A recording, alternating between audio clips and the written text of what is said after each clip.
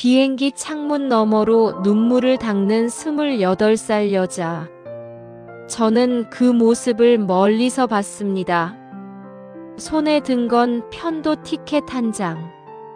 벨라루스에서 한국으로 결혼 이주라고 하더군요. 하지만 그녀의 눈빛은 신부가 아니라 전사였습니다.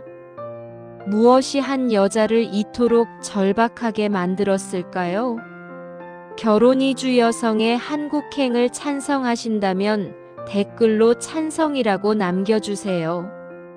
저는 그날부터 이 사건을 추적하기 시작했습니다. 저는 빅터 스톤입니다. 영국 출신 국제정책 애널리스트죠. 지난 15년간 유럽연합 산하 이주정책연구소에서 일했습니다. 제 업무는 간단합니다. 국경을 넘는 사람들의 숫자를 세고 그 이유를 분석하고 정책 보고서를 작성하는 거죠. 감정은 배제합니다. 숫자만 봅니다. 그게 제 원칙이었습니다. 하지만 이 사건은 달랐습니다. 벨라루스 민스크. 구소련 시절의 그림자가 아직 남아있는 도시입니다. 월 평균 소득은 $500 정도죠. 그곳에서 한 여자가 꿈을 접었습니다. 그녀의 이름은 이리나. 패션 디자인을 전공했고 파리 패션 위크를 꿈꿨던 젊은 여성이었습니다. 하지만 꿈은 현실 앞에서 무너졌습니다. 아버지가 쓰러졌거든요. 심장 판막 이상. 수술비는 $1000. 벨라루스 공공의료 시스템은 대기자가 300명이 넘었습니다. 순서를 기다리다간 6개월이 걸리죠. 아버지는 그때까지 버틸 수 없었습니다. 민간 병원으로 가야 했습니다. 하지만 돈이 없었죠. 이리나의 월급은 $500. 어머니는 연금으로 $200를 받았습니다. 집을 팔아도 $600가 고작이었습니다. 계산이 맞지 않습니다. 어떻게 해도 $1000를 만들 수 없었죠. 그녀는 밤마다 계산기를 두드렸습니다. 500 더하기 200 더하기 600, 1300. 그런데 집을 팔면 살 곳이 없어집니다. 다시 계산합니다. 500 더하기 200, 700. 부족합니다. 저는 그 기록을 읽으면서 숨이 막혔습니다. 이건 숫자 게임이 아니었습니다. 한 인간의 생존 방정식이었죠. 그리고 그녀는 답을 찾았습니다. 국제결혼 중개소. 민스크 시내 낡은 건물 2층.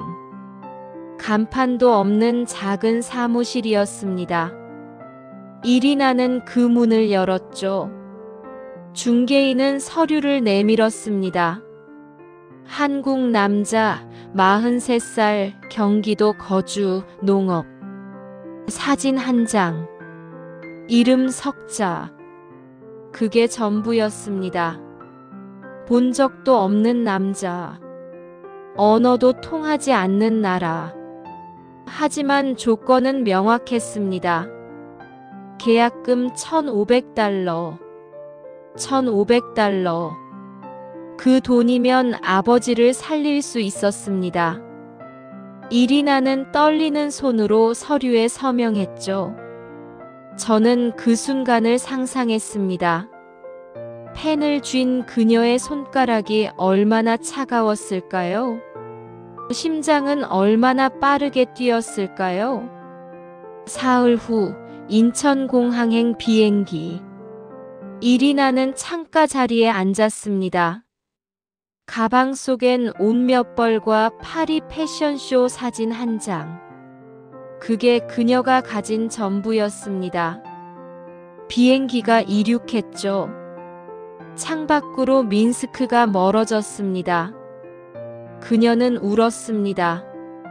소리 없이 길게. 저는 그날의 기록을 보며 질문했습니다.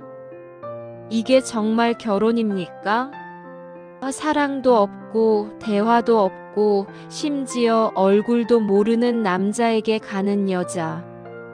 이건 결혼이 아니라 거래였습니다. 생존을 위한 계약이었죠. 하지만 저는 이 거래가 어떻게 끝날지 알 수 없었습니다. 비행기는 11시간을 날았습니다. 이리나는 잠들지 못했죠. 창밖을 보며 생각했을 겁니다. 내가 지금 뭘 하고 있는 거지? 하지만 되돌릴 수 없었습니다. 아버지는 이미 수술대에 올랐고 중개소는 돈을 받았으며 한국의 남자는 공항에서 그녀를 기다리고 있었으니까요. 인천공항 도착. 입국 심사대를 지나 나온 이리나를 한 남자가 기다리고 있었습니다. 43살, 키 170cm, 검게 그을린 피부. 그가 그녀의 남편이었습니다. 두 사람은 서로를 봤죠. 어색한 침묵. 남자가 손을 내밀었습니다. 이리나. 그녀는 고개를 끄덕였습니다. 저는 그날의 영상 기록을 봤습니다. 공항 CCTV 화면 속 두 사람. 남자는 가방을 들었고 여자는 그 뒤를 따라갔습니다. 마치 낯선 사람끼리 같은 방향으로 걷는 것처럼 보였죠. 하지만 이건 시작이었습니다. 이 이야기는 여기서 끝나지 않았습니다. 차는 경기도 외곽으로 향했습니다. 비닐하우스가 보이는 작은 마을. 그곳이 이리나의 새 집이었습니다. 그녀는 차에서 내려 주변을 둘러봤죠. 민스크와는 완전히 다른 풍경. 낯선 간판, 낯선 언어, 낯선 공기. 저는 그 순간 이리나가 무엇을 느꼈을지 상상했습니다. 두려움? 후회? 아니면 결단? 그날 밤 이리나는 작은 방에 혼자 앉아 있었습니다. 벽에는 달력 하나. 침대 옆에는 파리 패션쇼 사진. 그녀는 그걸 보며 울었죠. 꿈은 이제 사진 속에만 남았습니다. 하지만 그녀는 알고 있었습니다. 아버지는 살았고 자신은 여기 있다는 걸. 저는 이 사례를 보고서로 작성하기 시작했습니다. 제목은 경제적 이주의 인간학적 고찰이었죠. 하지만 페이지를 채울수록 이건 단순한 이주 사례가 아니라는 걸 깨달았습니다. 이건 한 여자의 생존 전쟁이었고 그 전쟁터는 한국이었습니다. 그리고 저는 질문했습니다. 한국은 이 여자를 어떻게 대할까요? 낯선 이방인으로? 값싼 노동력으로? 아니면? 그 답을 저는 석 달 뒤에 알게 됩니다. 석 달이 지났습니다. 저는 이리나의 근황을 추적하고 있었죠. 한국 이민자 통합 프로그램 자료를 분석하던 중 흥미로운 기록을 발견했습니다. 경기도 다문화 가족지원센터. 이리나가 그곳에 등록되어 있었습니다. 한국어 교육 출석률 100%. 저는 놀랐습니다. 보통 이주 여성들의 평균 출석률은 60% 정도거든요. 저는 현장을 방문하기로 했습니다. 연구는 서류만으로 끝나지 않습니다.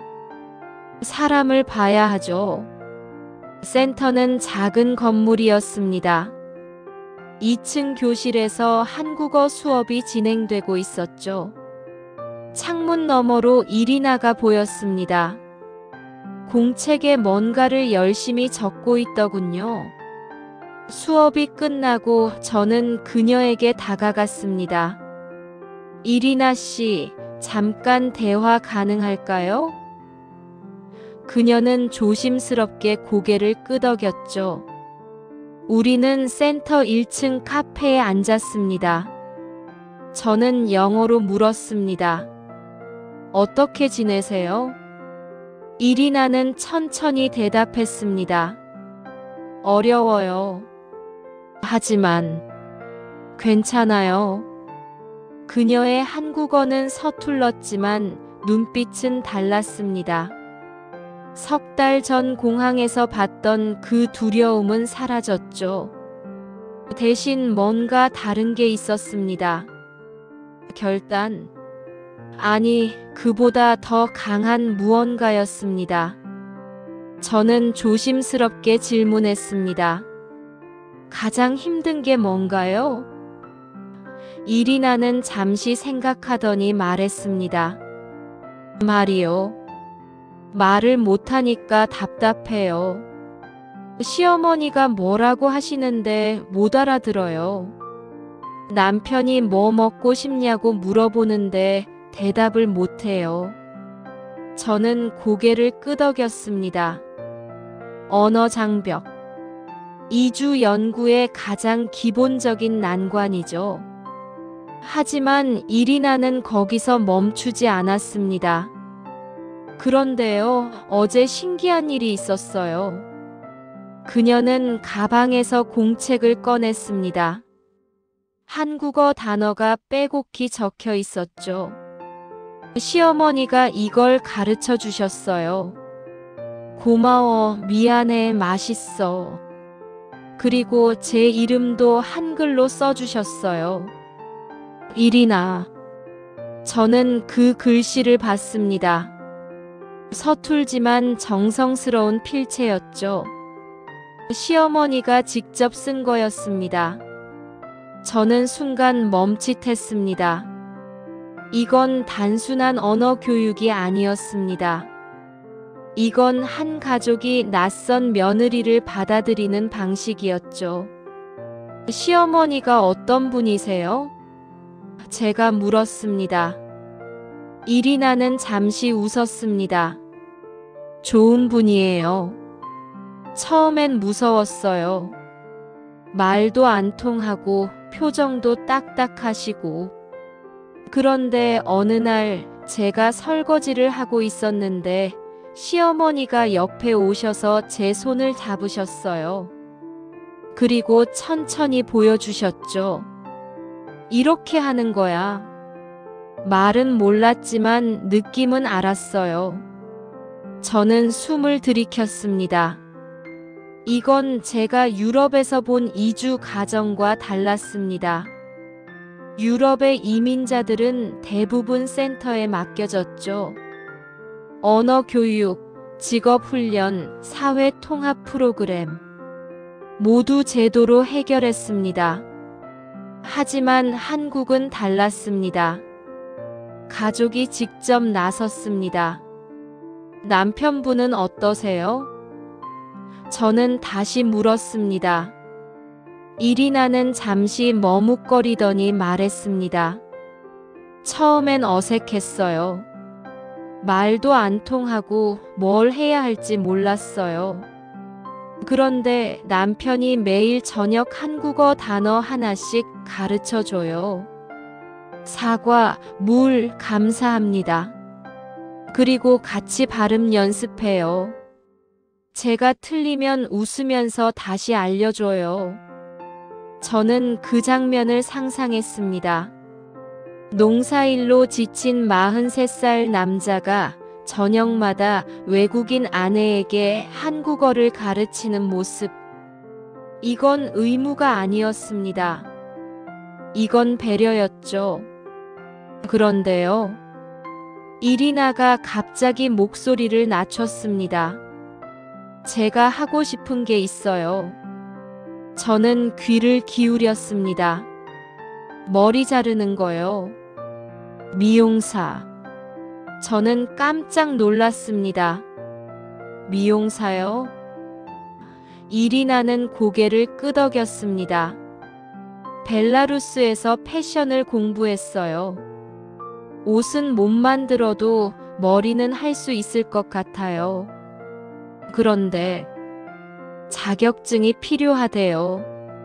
저는 즉시 한국의 미용사 자격 제도를 조사했습니다.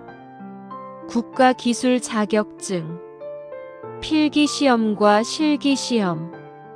합격률은 60% 정도였죠. 그런데 문제는 언어였습니다. 시험은 한국어로 치러집니다. 이리나의 한국어 수준으론 불가능해 보였습니다. 언제 시험 볼 생각이세요? 제가 물었습니다. 이리나는 단호하게 말했습니다. 1년 후요. 한국어 열심히 배우고 기술도 배우고 꼭 합격할 거예요. 저는 그 눈빛을 봤습니다. 석 달 전 공항에서 봤던 그 전사의 눈빛이었죠. 이리나는 포기하지 않았습니다. 오히려 새로운 목표를 세웠습니다. 저는 속으로 생각했습니다. 이 여자는 살아남을 거야. 센터를 나오면서 저는 담당 상담사를 만났습니다. 40대 여성이었죠. 이리나에 대해 여쭤보고 싶습니다. 제가 말했습니다. 상담사는 웃으며 대답했습니다. 열심히 하는 학생이에요. 출석도 완벽하고 숙제도 빠짐없이 해와요. 그런데 더 놀라운 건 시댁 식구들이에요. 시댁이요? 저는 되물었습니다. 상담사는 고개를 끄덕였습니다. 시어머니가 직접 센터에 전화하셨어요. 우리 며느리 한국말 배우고 있는데 제가 집에서 뭘 도와줄 수 있을까요? 이런 경우는 정말 드물어요. 저는 그 말을 듣고 잠시 말을 잃었습니다. 유럽에선 이주민 가족이 센터에 전화하는 경우가 거의 없습니다. 대부분 방치하거나 최소한의 관심만 보이죠. 하지만 한국은 달랐습니다. 가족이 먼저 움직였습니다. 저는 차에 앉아 노트에 기록했습니다. 한국의 이민자 통합은 제도만으론 설명되지 않는다. 가족 단위의 자발적 참여가 핵심이다. 하지만 이건 아직 서론에 불과했습니다. 진짜 이야기는 이제부터였죠. 그날 밤 저는 이리나의 집 근처를 지나갔습니다. 작은 농가 주택. 창문 사이로 불빛이 새어나왔죠. 안을 슬쩍 보니 이리나가 시어머니 옆에 앉아 있었습니다. 시어머니가 뭔가를 가르치고 있었고 이리나는 고개를 끄덕이며 듣고 있었습니다. 저는 그 장면을 보며 생각했습니다. 이게 한국식 통합인가? 제도도 정책도 예산도 아닌 그저 한 가족이 낯선 며느리를 품는 방식. 그게 한국이었습니다. 하지만 저는 아직 몰랐습니다. 이 이야기가 얼마나 더 깊어질지, 이리나의 도전이 얼마나 치열할지, 그리고 한국이라는 나라가 그녀에게 무엇을 보여줄지. 그건 다음 장의 이야기였습니다. 6달이 흘렀습니다. 저는 다시 이리나를 찾았죠. 이번엔 다문화센터가 아니었습니다. 지역 직업 훈련원, 미용 실기 과정이 진행되는 곳이었습니다. 복도를 지나는데 익숙한 목소리가 들렸습니다. 이렇게요? 아니면 이렇게요? 이리나였습니다. 교실 문을 열었습니다. 이리나가 마네킹 머리에 가위질을 하고 있었죠. 옆엔 50대 강사가 서 있었습니다. 각도를 조금 더 낮춰봐요. 그래, 그렇게. 이리나의 손이 떨렸습니다. 가위가 머리카락을 자를 때마다 긴장이 느껴졌죠. 저는 조용히 뒤에 앉아 지켜봤습니다. 30분간 계속된 실습. 이리나는 땀을 흘리며 집중했습니다. 마지막 손질을 끝내고 그녀는 뒤로 물러섰죠. 강사가 마네킹을 돌려봤습니다. 여기 라인이 삐뚤어졌어요. 다시 해봐요. 이리나의 얼굴이 굳었습니다. 하지만 그녀는 다시 가위를 들었죠. 저는 그 모습을 보며 생각했습니다. 이건 단순한 기술 훈련이 아니야. 이건 한 여자가 자기 인생을 다시 깎아내는 과정이었습니다. 수업이 끝나고 저는 이리나에게 다가갔습니다. 언제부터 배우기 시작했어요? 이리나는 지친 얼굴로 웃었습니다. 3달 전이요. 한국어 수업 끝나고 바로 여기 와요. 하루에 4시간씩. 힘들지 않아요? 제가 물었습니다. 이리나는 고개를 저었습니다. 힘들어요. 근데 괜찮아요. 저 이거 하고 싶거든요. 그녀의 눈빛은 확고했습니다.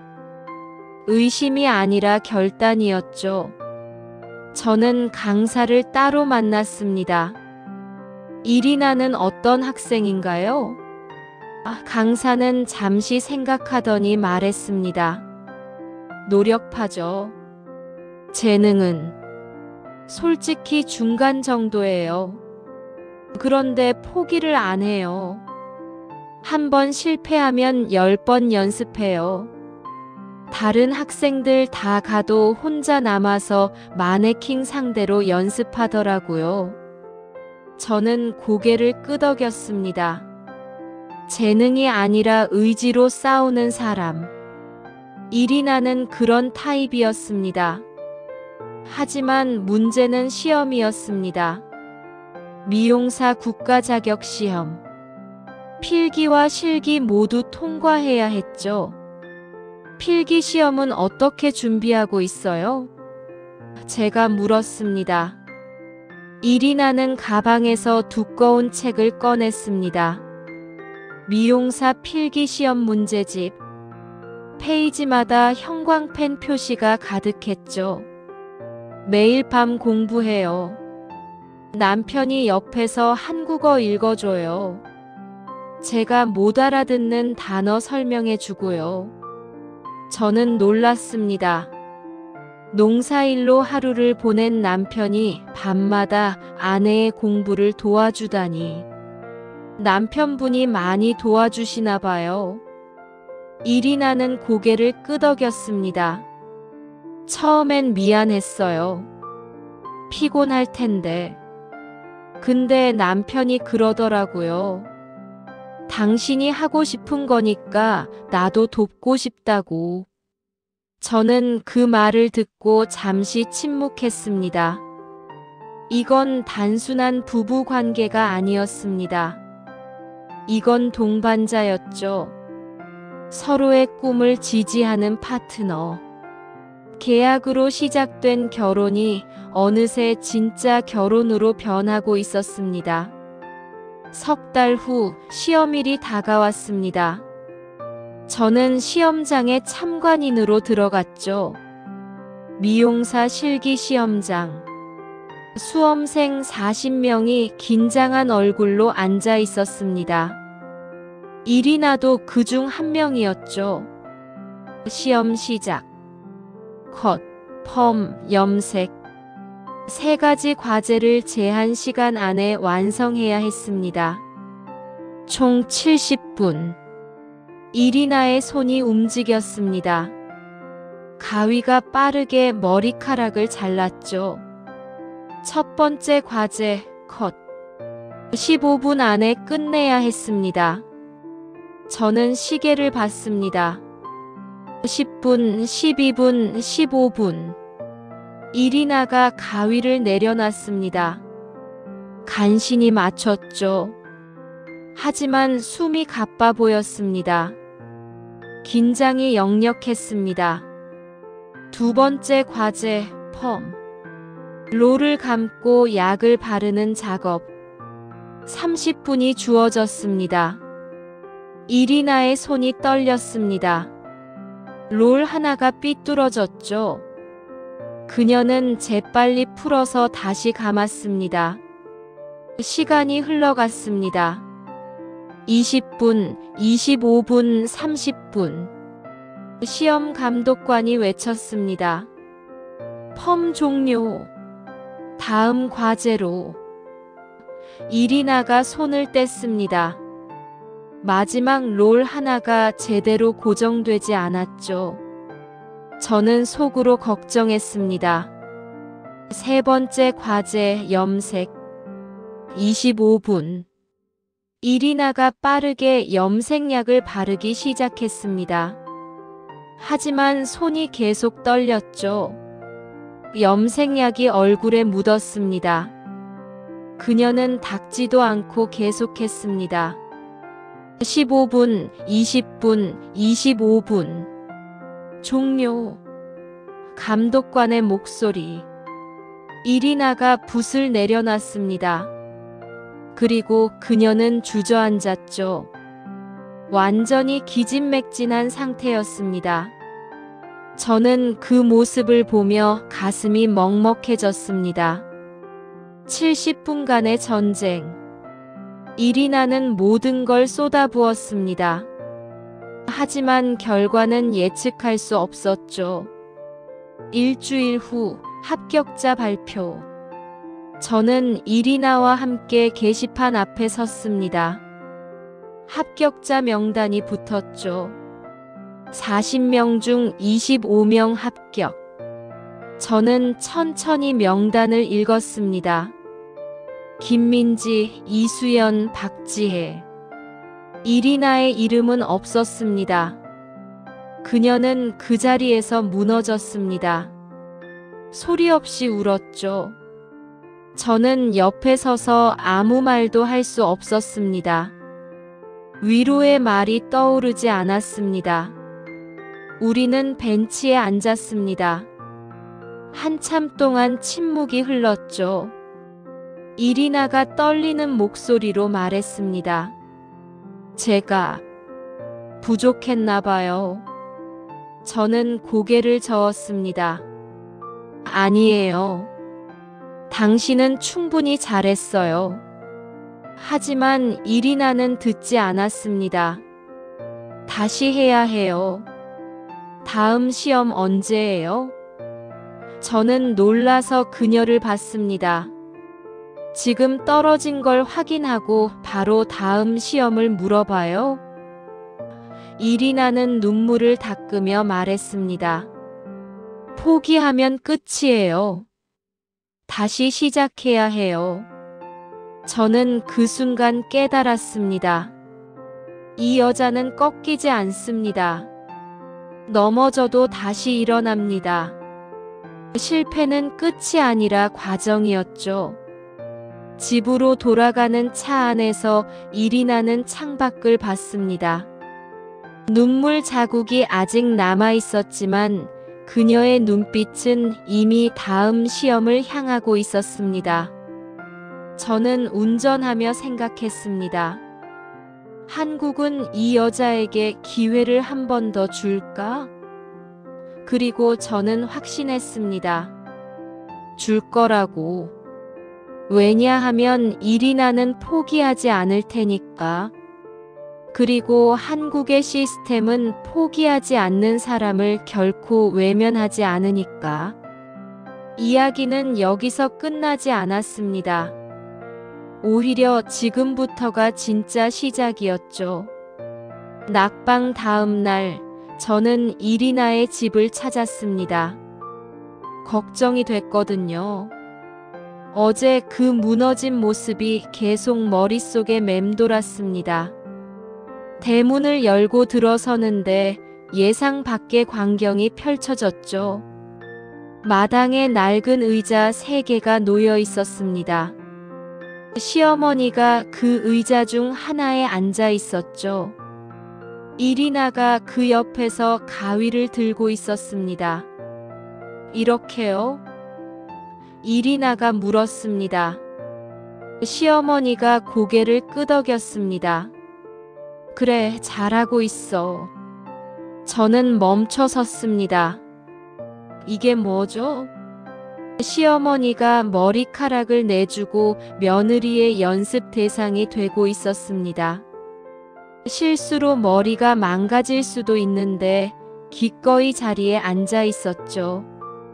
이리나가 저를 발견했습니다. 빅터 씨. 그녀는 반갑게 인사했습니다. 어제의 눈물은 어디 갔는지 얼굴엔 결기가 있었죠. 시어머니도 저를 보고 손짓했습니다. 들어와요, 차 한잔해요. 저는 마당 한쪽에 앉았습니다. 시어머니가 보리차를 따라주며 말했습니다. 우리 며느리 떨어졌더라고요. 그래서 내가 생각했지. 연습이 부족했나 보다. 그래서 이렇게 도와주기로 했어요. 저는 놀랐습니다. 머리가 이상하게 잘릴 수도 있는데 괜찮으세요? 시어머니는 웃었습니다.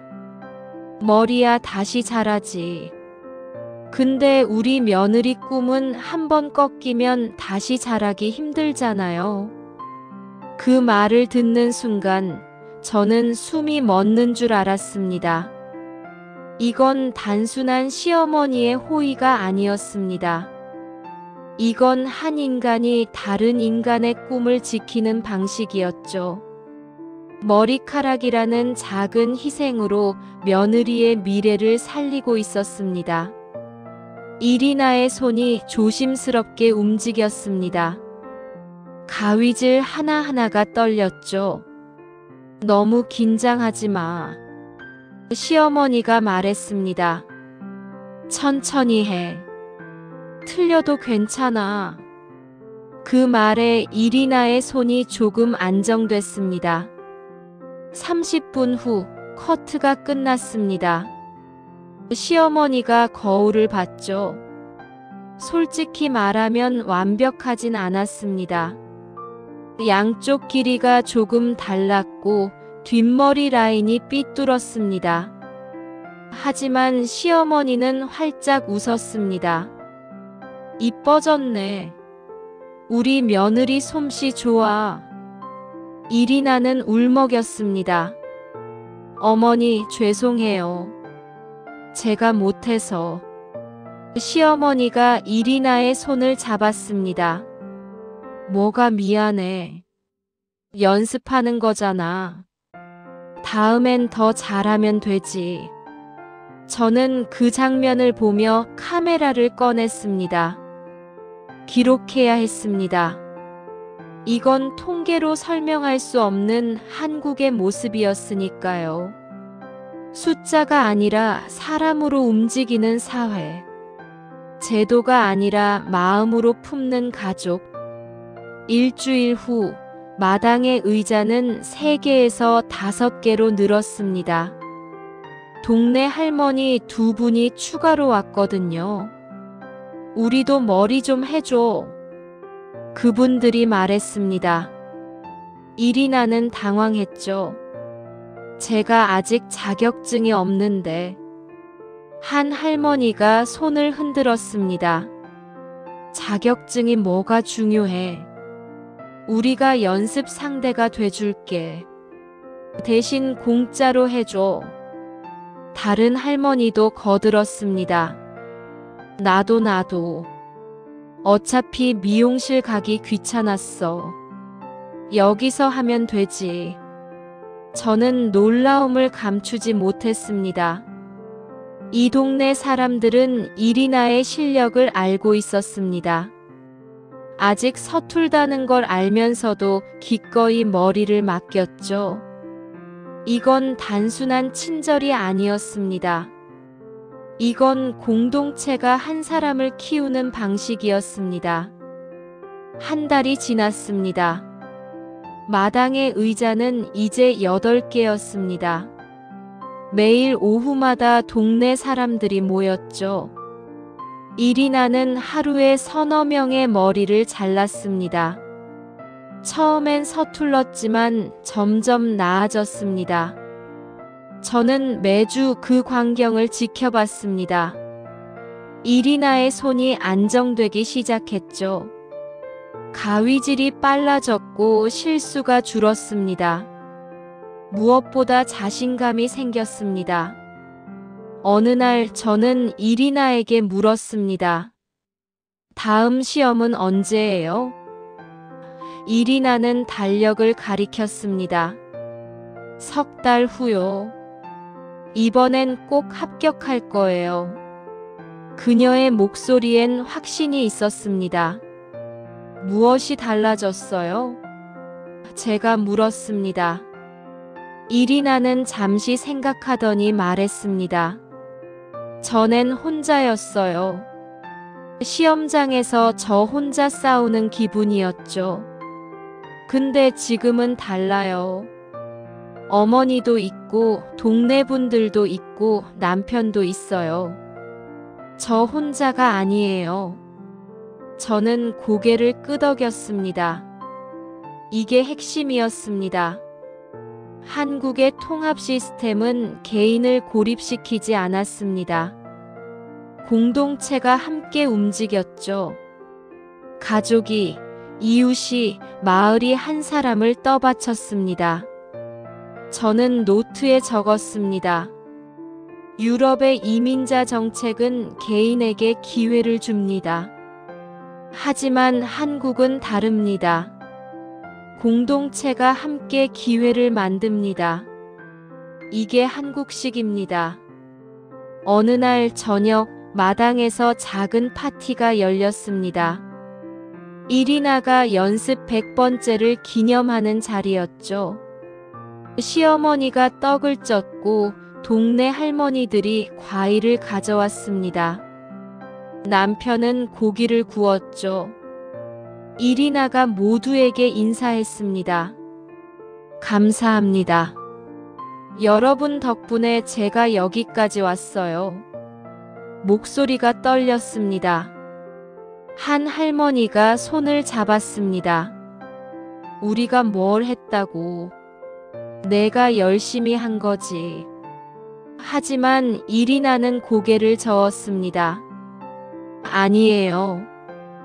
혼자였으면 진작 포기했을 거예요. 여러분이 계속 오셔서 격려해 주셔서 제가 버틸 수 있었어요. 저는 그 자리에 앉아 생각했습니다. 이게 한국의 힘이구나. 제도도 예산도 아닌 사람과 사람 사이의 연결. 낯선 일을 받아들이고 함께 일으켜 세우고 꿈을 지켜주는 공동체. 그날 밤 저는 보고서에 새로운 문장을 추가했습니다. 한국의 사회 통합은 정책 문서에 없습니다. 마당에 의자 8개 있습니다. 낯선 며느리를 위해 기꺼이 머리를 내준 시어머니에게 있습니다. 자격증 없는 이주 여성의 연습 대상이 되어준 동네 할머니들에게 있습니다. 이리나의 다음 시험까지 3달. 하지만 저는 이미 알고 있었습니다. 이번엔 다를 거라고. 왜냐하면 이리나는 이제 혼자가 아니니까요. 그녀 뒤엔 한 마을이 있었습니다. 그리고 한국은 함께 싸우는 사람을 절대 버리지 않으니까요. 3달이 흘렀습니다. 다시 시험일이 왔죠. 저는 이번에도 참관인으로 시험장에 들어갔습니다. 이리나가 입장했을 때 그녀는 달라져 있었습니다. 떨리는 손이 아니라 단단한 눈빛이었죠. 시험 시작 30분 전, 저는 이리나에게 다가갔습니다. 긴장돼요? 이리나는 고개를 저었습니다. 아니요. 준비됐어요. 그녀의 가방에서 작은 수첩이 보였죠. 이게 뭐예요? 제가 물었습니다. 이리나가 수첩을 펼쳤습니다. 100명이 넘는 사람들의 머리 스타일이 그려져 있었습니다. 제가 지난 석 달 동안 잘라준 머리들이에요. 한 명 할 때마다 기록했어요. 뭘 잘했고 뭘 틀렸는지. 저는 그 꼼꼼한 기록을 보며 감탄했습니다. 이건 단순한 연습이 아니었습니다. 체계적인 학습이었죠. 시험 시작. 첫 번째 과제 커트. 제한 시간 15분. 이리나의 손이 움직였습니다. 이번엔 떨림이 없었죠. 가위가 정확하게 머리카락을 잘랐습니다. 각도, 길이, 라인. 모든 게 계산된 움직임이었습니다. 저는 시계를 봤습니다. 5분, 10분, 13분. 이리나가 마지막 손질을 끝냈습니다. 14분 40초. 1분 20초나 남았죠. 저는 속으로 감탄했습니다. 지난번보다 훨씬 빨라졌습니다. 두 번째 과제, 펌. 30분. 롤을 감고 약을 바르는 작업입니다. 이리나가 빠르게 움직였습니다. 첫 번째 롤, 두 번째 롤, 세 번째 롤. 하나하나 정확하게 고정됐죠. 옆 수험생이 당황해서 롤을 떨어뜨렸습니다. 소란이 일었죠. 하지만 이리나는 흔들리지 않았습니다. 집중력이 흐트러지지 않았죠. 20분, 25분, 28분. 이리나가 마지막 약을 발랐습니다. 감독관이 외쳤습니다. 30분. 펌 종료. 이리나는 정확히 시간 안에 끝냈습니다. 그녀는 잠시 숨을 고르고 다음 과제를 준비했죠. 세 번째 과제, 염색. 25분. 이게 가장 까다로운 과제였습니다. 염색약을 고르게 발라야 하고 시간 안에 완벽하게 마무리해야 했죠. 이리나가 붓을 들었습니다. 저는 그녀의 얼굴을 봤습니다. 땀이 흐르고 있었지만 표정은 평온했죠. 이건 전쟁이 아니었습니다. 이건 그녀가 석 달간 100번 넘게 연습한 익숙한 작업이었습니다. 염색약이 머리카락에 발려졌습니다. 균일하게, 정확하게.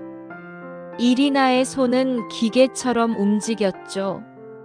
하지만 그 속엔 사람의 온기가 있었습니다. 동네 할머니들의 머리를 만지며 배운 섬세함이 있었습니다. 10분, 15분, 20분. 이리나가 마지막 부분을 칠했습니다. 시계를 봤죠. 23분. 아직 2분이 남았습니다. 그녀는 전체를 다시 확인했습니다. 빠진 부분이 없는지, 얼룩진 곳은 없는지. 25분. 염색 종료. 감독관의 목소리. 이리나가 붓을 내려놨습니다. 그리고 깊게 숨을 들이쉬었죠. 저는 그 모습을 보며 알았습니다. 이번엔 다르다고. 시험이 끝났습니다. 수험생들이 하나둘 밖으로 나왔죠. 이리나도 나왔습니다. 저는 그녀에게 다가갔습니다. 어땠어요? 이리나는 잠시 생각하더니 말했습니다. 잘한 것 같아요. 실수는 없었어요. 우리는 근처 카페에 앉았습니다. 이리나는 차를 마시며 말했습니다. 지난번엔 너무 떨었어요. 손이 말을 안 듣더라고요. 근데 이번엔 달랐어요. 동네 할머니들 얼굴이 계속 떠올랐거든요. 잘하고 와 하시던 그 말들이. 저는 고개를 끄덕였습니다. 공동체의 힘이네요. 이리나는 웃었습니다. 맞아요. 저 혼자 보는 시험이 아니었어요. 우리 모두의 시험이었죠. 일주일 후 합격자 발표일. 저는 이번에도 이리나와 함께 게시판 앞에 섰습니다. 긴장됐죠. 이리나도 손을 꽉 쥐고 있었습니다. 합격자 명단이 붙었습니다. 사람들이 몰려들었죠. 저는 천천히 명단을 읽기 시작했습니다. 강민수, 김소희, 박예린. 이름들이 스쳐 지나갔습니다. 그리고 저는 그 이름을 봤습니다. 이리나. 합격했어요. 제가 외쳤습니다. 이리나는 명단을 다시 봤습니다. 자기 이름을 확인했죠. 한 번, 두 번, 세 번. 믿기지 않는다는 표정이었습니다. 그리고 그녀는 울었습니다. 이번엔 기쁨의 눈물이었죠. 저는 옆에 서서 지켜봤습니다. 이 순간을 방해하고 싶지 않았습니다. 이리나가 전화기를 꺼냈습니다. 떨리는 손으로 시어머니에게 전화했죠. 어머니, 저 합격했어요. 전화 너머로 환호성이 들렸습니다. 진짜? 우리 며느리 합격했어? 시어머니의 목소리도 떨리고 있었습니다. 다음은 남편에게 전화했습니다. 여보, 나 해냈어. 남편의 목소리가 들렸죠. 알았어. 내가 알았다니까. 당신은 할 수 있는 사람이야. 이리나는 전화를 끊고 다시 울었습니다. 저는 그날 이리나를 집까지 태워줬습니다. 마을에 도착하자 놀라운 광경이 펼쳐졌죠. 동네 사람들이 마당에 모여 있었습니다. 시어머니, 남편, 그리고 머리를 맡겼던 할머니들 전부요. 차에서 내리는 이리나를 보고 모두가 박수를 쳤습니다. 축하해. 잘했어. 우리 며느리 최고. 함성이 터져 나왔습니다. 이리나는 그 자리에 서서 또 울었죠. 한 할머니가 다가왔습니다. 내 머리로 연습한 보람이 있네. 다른 할머니도 거들었습니다. 나도. 우리 머리카락이 헛되지 않았어. 모두가 웃었습니다. 시어머니가 이리나를 안았습니다. 고생했어. 정말 잘했어.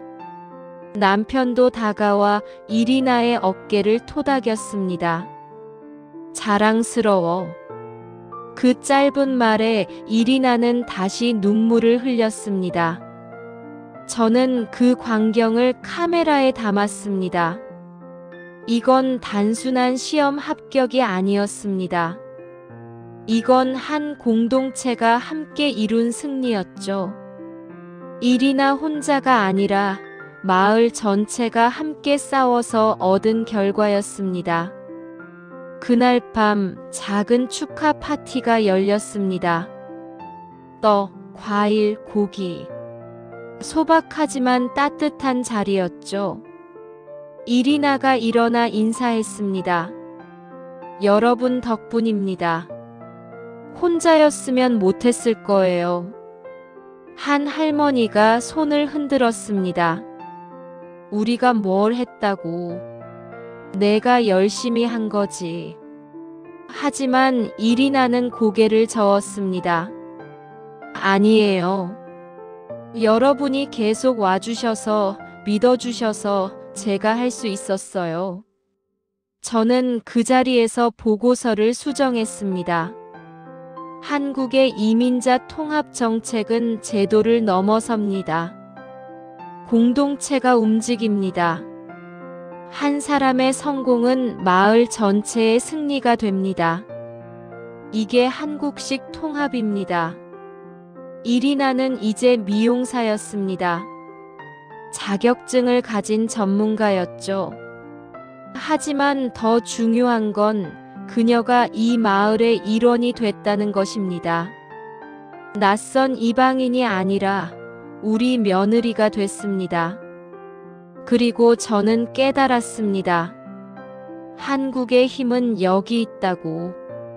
제도가 아니라 사람에게, 정책이 아니라 마음에게.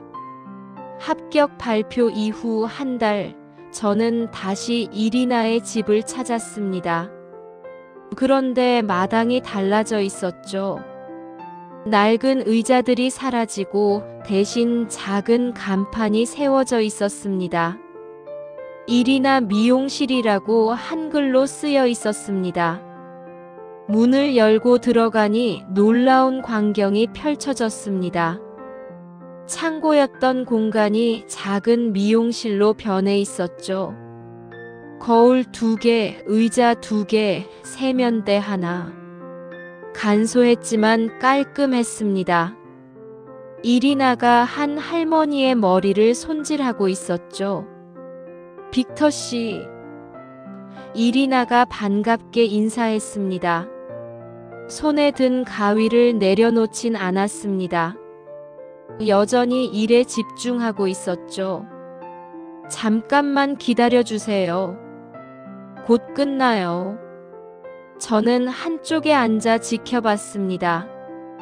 이리나의 손놀림이 달라져 있었죠. 이젠 떨림이 전혀 없었습니다. 자신감이 넘쳤습니다. 가위가 리듬감 있게 움직였고 머리카락이 정확하게 잘려나갔습니다. 15분 후 작업이 끝났습니다. 할머니가 거울을 보며 웃었죠. 이뻐졌네.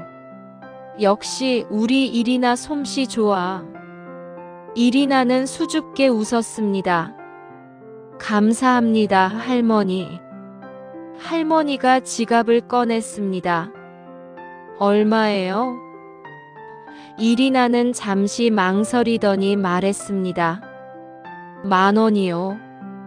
할머니가 놀랐죠. 10,000원? 동네 미용실은 25,000원인데?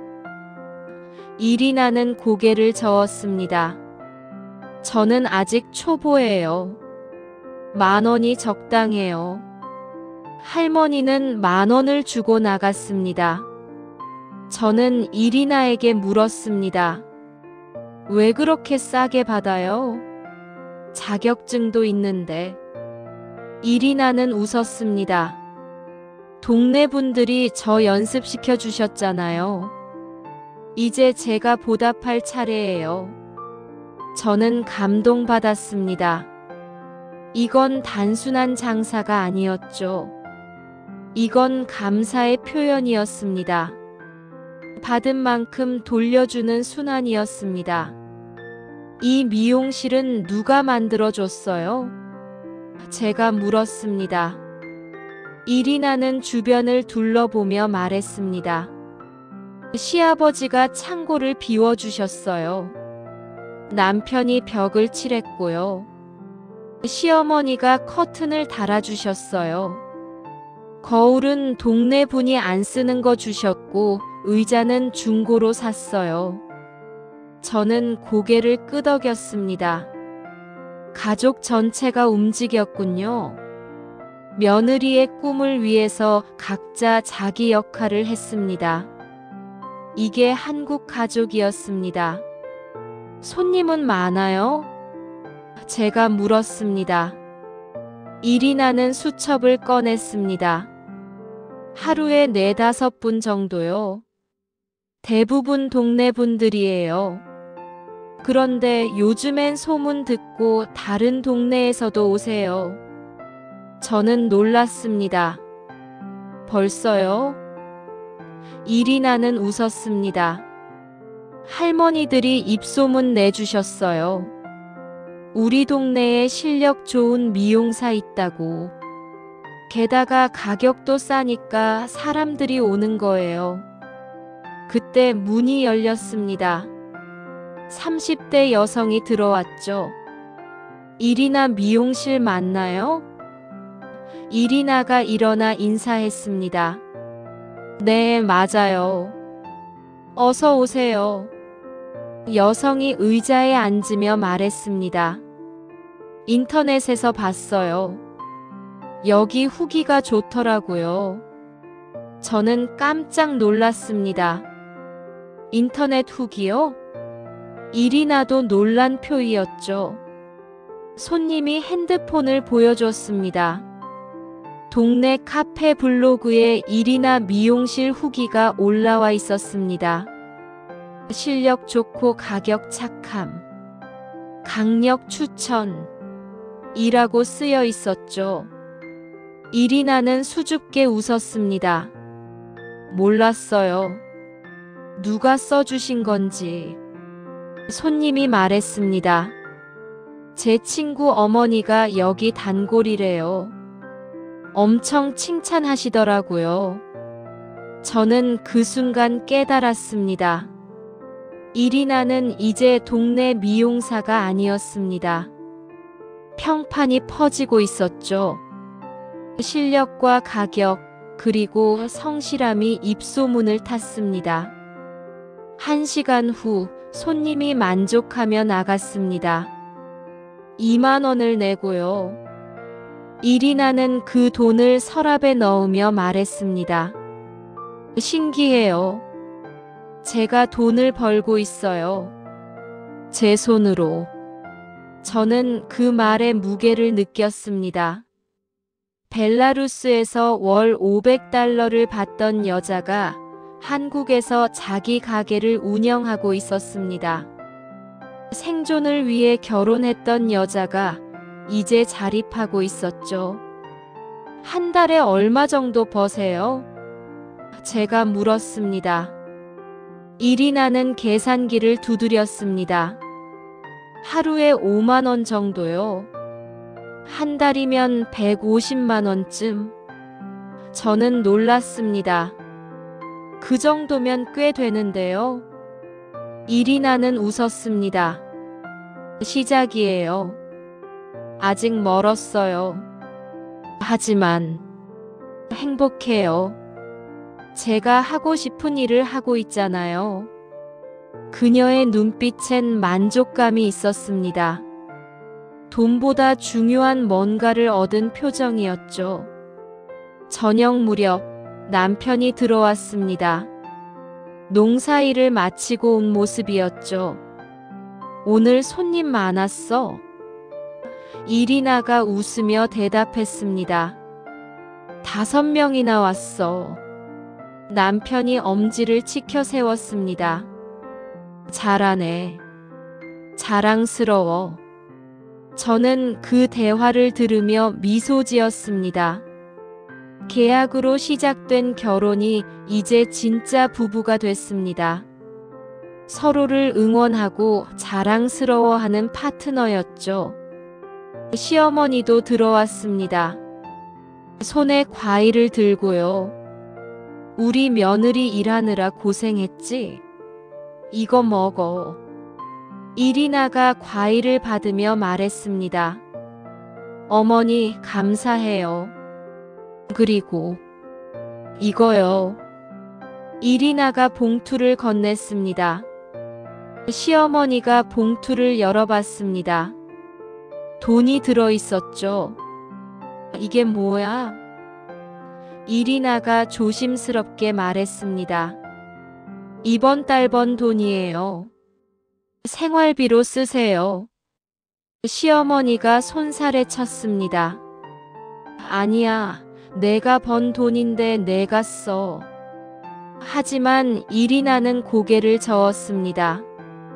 아니에요. 제가 이 집 식구잖아요.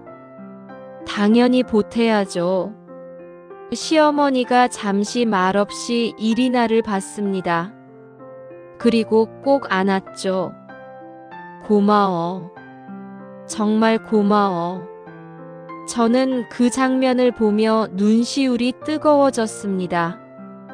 이건 단순한 돈이 아니었습니다. 이건 이리나가 이 가족의 진짜 일원이 됐다는 증거였죠. 받기만 하던 사람이 이제 주는 사람이 됐습니다. 그날 밤 저는 이리나와 마지막 대화를 나눴습니다. 행복해요? 제가 물었습니다.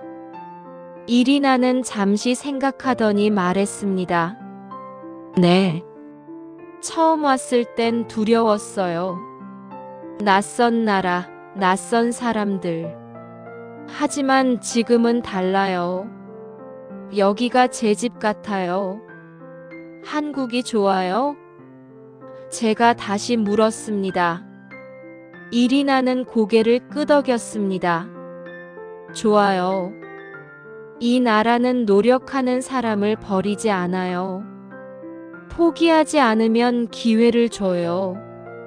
저처럼 아무것도 없던 사람한테도요. 저는 그 말을 듣고 보고서를 수정했습니다. 한국의 이민자 통합은 기회의 평등으로 완성됩니다. 국적, 언어, 배경을 묻지 않습니다. 오직 노력과 의지만 봅니다. 그리고 공동체가 함께 그 사람을 일으켜 세웁니다. 이리나의 작은 미용실. 창고에서 시작된 꿈. 하지만 그 안에는 한국이라는 나라의 진짜 모습이 담겨 있었습니다. 낯선 일을 품고 함께 키우고 성공을 나누는 공동체. 저는 그날 밤 깨달았습니다. 한국의 힘은 거대한 정책이 아니라 작은 미용실 하나에 있다고. 그리고 그 미용실을 가능하게 한 건 제도가 아니라 사람이었다고. 이리나의 이야기는 여기서 끝나지 않았습니다. 오히려 이제부터가 진짜 시작이었죠. 1년이 지났습니다. 저는 정기적으로 이리나의 미용실을 방문하고 있었죠. 손님은 계속 늘었습니다. 하루 5명에서 10명으로 이제는 예약 없이는 자리가 없을 정도였습니다. 어느 날 이리나에게서 전화가 왔습니다.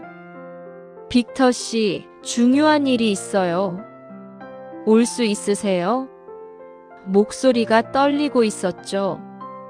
저는 즉시 차를 몰았습니다.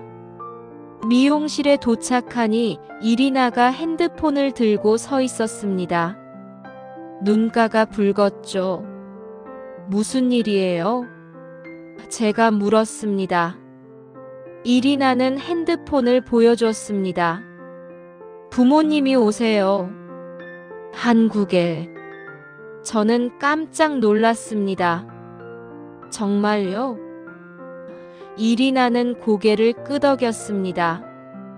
아버지 건강이 많이 좋아지셨대요. 의사가 여행 허락했대요. 그래서 저 보러 오신대요. 이리나의 눈에서 눈물이 흘렀습니다. 2년 만이에요. 2년 만에 부모님을 보는 거예요. 저는 그녀의 어깨를 토닥였습니다. 축하해요. 정말 잘 됐네요. 일주일 후 인천공항. 저는 이리나 가족과 함께 도착 게이트 앞에 서 있었습니다.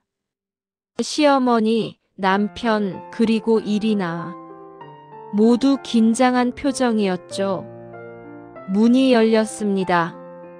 승객들이 나오기 시작했습니다.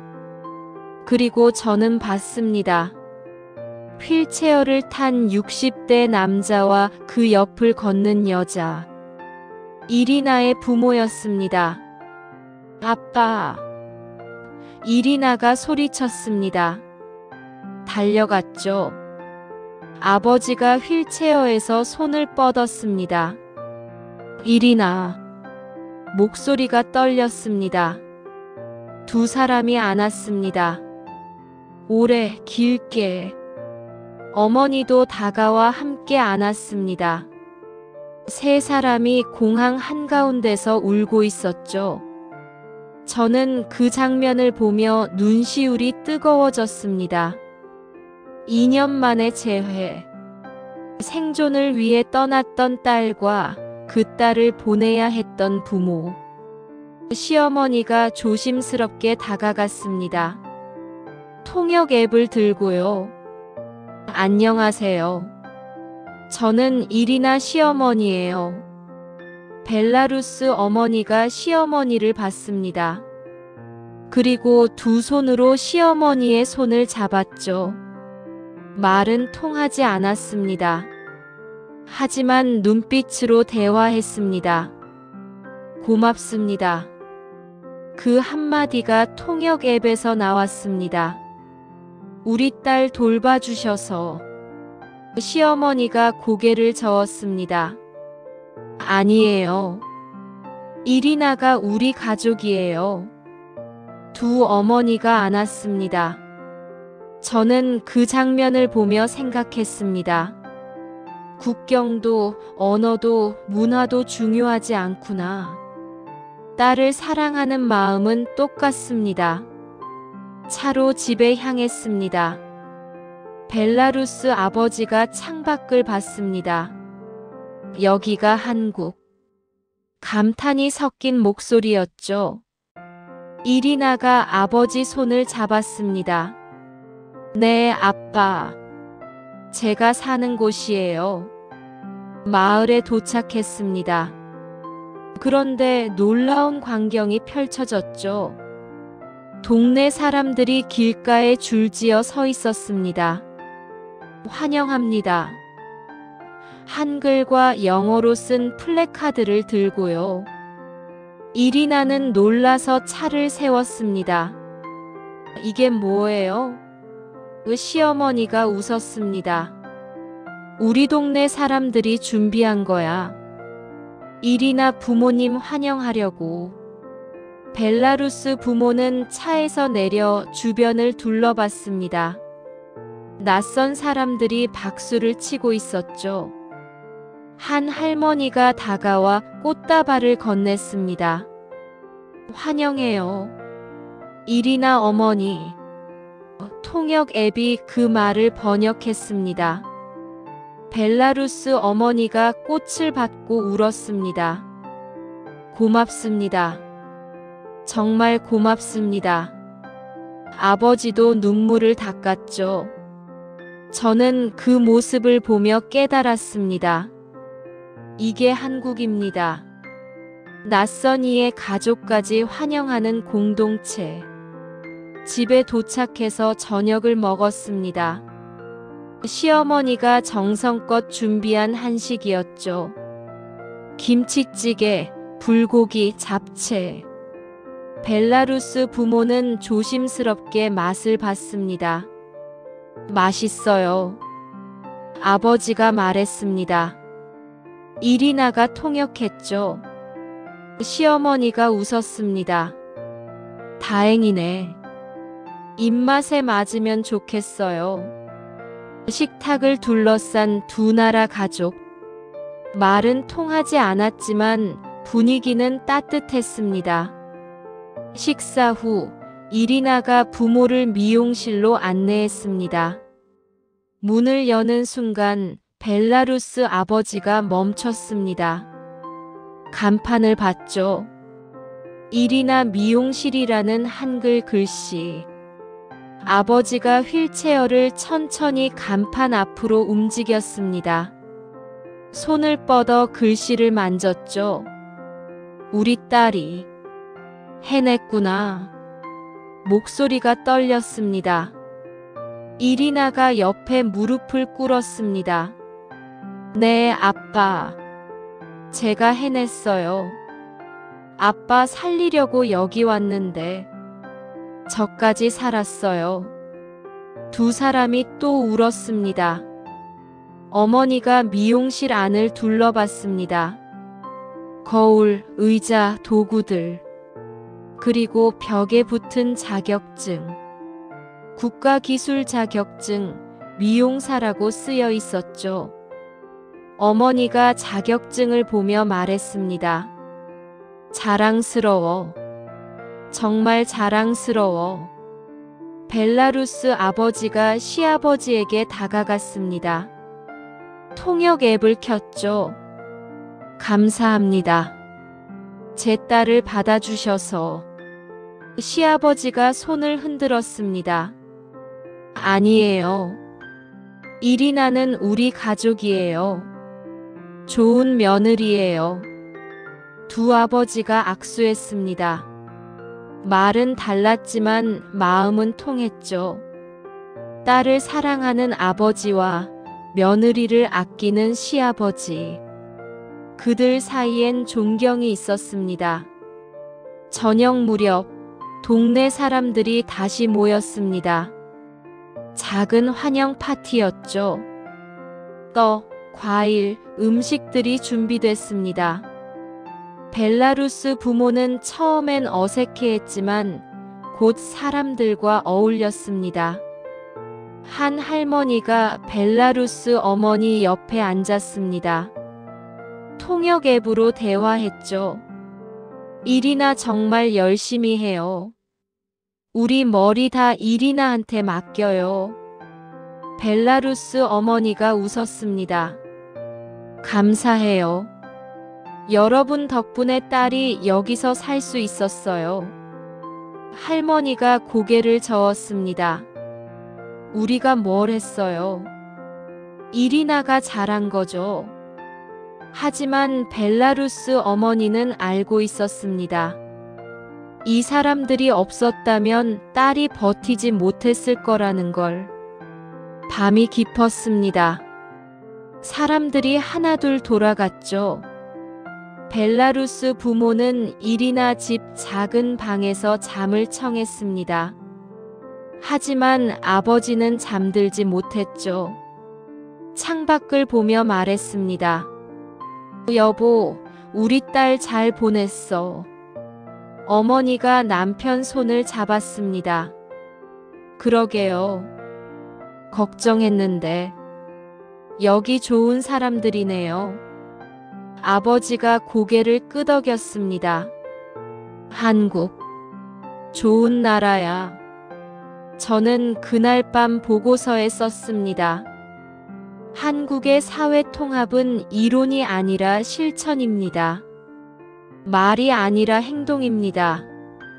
낯선 일을 받아들이고 그 가족까지 환영하는 공동체. 이게 한국의 진짜 모습입니다. 이리나의 아버지는 일주일 동안 한국에 머물렀습니다. 그 일주일 동안 그는 딸의 새 삶을 봤죠. 미용실에서 일하는 모습, 동네 사람들과 웃는 모습, 한국 가족과 식사하는 모습. 떠나는 날 공항에서 아버지가 말했습니다. 이리나, 나는 이제 안심이야. 너 여기서 행복하구나. 이리나가 울었습니다. 네, 아빠. 전 여기서 정말 행복해요. 아버지가 시아버지에게 다가가 깊이 고개를 숙였습니다. 말없는 감사였죠. 시아버지도 고개를 숙였습니다. 서로에 대한 존중이었습니다. 비행기가 떠났습니다. 이리나는 창밖을 보며 손을 흔들었죠. 부모를 태운 비행기가 하늘로 사라졌습니다. 저는 그날 깨달았습니다. 한국의 힘은 여기 있다고. 제도로 통합하는 게 아니라 마음으로 품는 것. 그게 진짜 통합이라고. 그로부터 6개월이 흘렀습니다. 저는 이리나에게서 또 한 번 전화를 받았죠. 빅터 씨, 꼭 와야 해요. 정말 중요한 일이에요. 목소리에 흥분이 섞여 있었습니다. 미용실에 도착하니 이리나가 문 앞에서 저를 기다리고 있었습니다. 그런데 뭔가 달랐죠. 배가 불러 있었습니다. 설마. 제가 말했습니다. 이리나가 웃으며 고개를 끄덕였습니다. 네, 맞아요. 임신 5개월이에요. 저는 그 자리에 멈춰 섰습니다. 생존을 위해 결혼했던 여자가 이제 새 생명을 품고 있었습니다. 계약으로 시작된 부부가 진짜 가족을 만들고 있었죠. 축하해요. 제가 말했습니다. 이리나는 수줍게 웃었습니다. 고마워요. 사실 무서워요. 엄마가 될 준비가 됐나 싶어서요. 저는 고개를 저었습니다. 당신은 충분히 강해요. 잘할 거예요. 미용실 안으로 들어갔습니다. 놀랍게도 손님이 가득했죠. 예약 명단을 보니 2, 3일치가 꽉 차 있었습니다. 장사 정말 잘 되네요. 제가 말했습니다. 이리나가 웃었습니다. 감사하죠. 동네 분들이 계속 소개해 주세요. 한 손님이 이야기했습니다. 여기 소문났어요. 실력도 좋고 가격도 착하고 사람도 좋다고. 우리 동네 자랑이에요. 이리나는 얼굴이 붉어졌죠. 과찬이세요. 저는 시어머니를 만났습니다. 이리나가 임신했다면서요? 시어머니가 환하게 웃었습니다. 그러게요. 우리 손주 온대요. 이제 진짜 가족 다 됐어요. 그 말에 저는 가슴이 따뜻해졌습니다. 진짜 가족. 이제 이리나는 완전한 가족의 일원이었습니다. 이리나가 일하는데 괜찮을까요? 제가 걱정스레 물었습니다. 시어머니가 고개를 끄덕였습니다. 걱정되죠. 그래서 우리가 도와줄 거예요. 제가 미용실 청소하고 남편이 무거운 거 들어주고 이리나는 손님 머리만 하면 돼요. 저는 감탄했습니다. 가족 전체가 또다시 움직이고 있었죠. 임신한 며느리를 위해서 각자 역할을 나눴습니다. 이게 한국 가족이었습니다. 석 달 후 이리나가 출산했습니다. 건강한 여자아이였죠. 저는 병원에 찾아갔습니다. 이리나가 아기를 안고 있었습니다. 작은 생명이 엄마 품에서 잠들어 있었죠. 예뻐요. 제가 말했습니다. 이리나가 아기를 내려다봤습니다. 그렇죠? 벨라루스와 한국 두 나라의 피가 섞인 아이예요. 이 아이는 두 나라를 이어주는 다리가 될 거예요. 저는 그 말을 듣고 잠시 말을 잃었습니다. 이 작은 아기가 상징하는 게 뭘까요? 국경을 넘은 사랑, 문화를 넘은 가족, 그리고 인간을 품는 사회. 이게 다 이 작은 생명 속에 담겨 있었습니다. 시어머니가 들어왔습니다. 우리 손주 보러 왔어. 아기를 안았죠. 할머니가 왔다. 예쁜 우리 손주. 벨라루스와 한국의 피를 가진 아기를 한국 할머니가 품에 안았습니다. 남편도 왔습니다. 조심스럽게 아기를 안았죠. 우리 딸. 목소리가 떨렸습니다. 잘 키울게. 행복하게 해줄게. 그 말에 이리나가 남편 손을 잡았습니다. 두 사람은 아기를 보며 웃었죠. 저는 그 장면을 보며 생각했습니다. 4년 전 생존을 위해 편도 티켓을 끊었던 여자. 본 적도 없는 남자에게 시집 갔던 여자. 그녀가 이제 완전한 가족을 이뤘습니다. 일주일 후 퇴원하는 날 동네 사람들이 또 모였습니다. 꽃다발과 선물을 들고요. 축하해. 이뻐. 건강하게 자라라. 축복이 쏟아졌습니다. 이리나는 사람들에게 인사했습니다. 감사합니다. 여러분 덕분에 제가 여기까지 왔어요. 한 할머니가 손을 흔들었습니다. 무슨 소리야? 내가 열심히 한 거지. 하지만 이리나는 알고 있었죠. 혼자였다면 불가능했을 거라는 걸. 그날 저녁 저는 이리나와 마지막 인터뷰를 했습니다. 지난 4년을 돌아보면 어때요? 이리나는 잠시 생각하더니 말했습니다. 꿈 같아요. 절망으로 시작했는데 희망으로 끝났어요. 한국에 대해 어떻게 생각해요? 제가 물었습니다. 이리나는 단호하게 대답했습니다. 한국은 기회의 나라예요. 출신도 국적도 언어도 묻지 않아요. 노력하면 인정해줘요. 포기하지 않으면 함께 일으켜 세워줘요. 가장 감사한 게 뭐예요? 제가 다시 물었습니다. 이리나는 주변을 둘러봤습니다. 제도요? 아니요. 사람들이에요. 저를 받아준 가족, 저를 도와준 이웃들, 저를 믿어준 선생님들. 그분들이 제 인생을 바꿨어요. 저는 고개를 끄덕였습니다. 이게 핵심이었죠. 한국의 통합 시스템은 법률이 아니라 사람이었습니다. 제도가 아니라 마음이었습니다.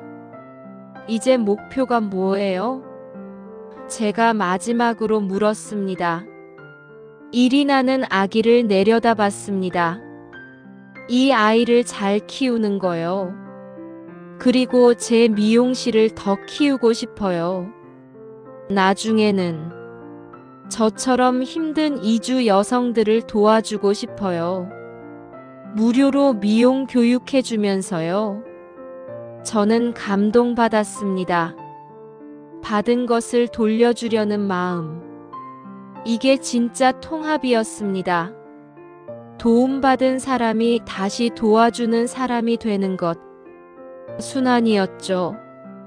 집으로 돌아오는 길에 저는 보고서를 마무리했습니다.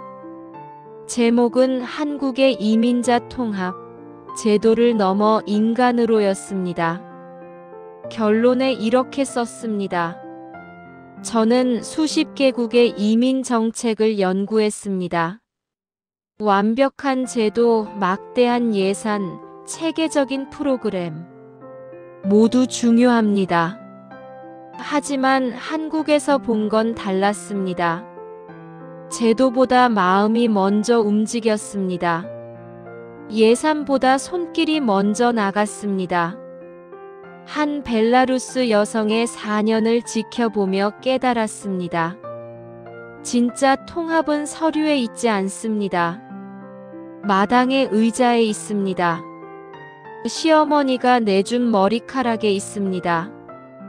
동네 할머니들의 격려에 있습니다. 밤마다 한국어를 가르쳐준 남편의 인내에 있습니다.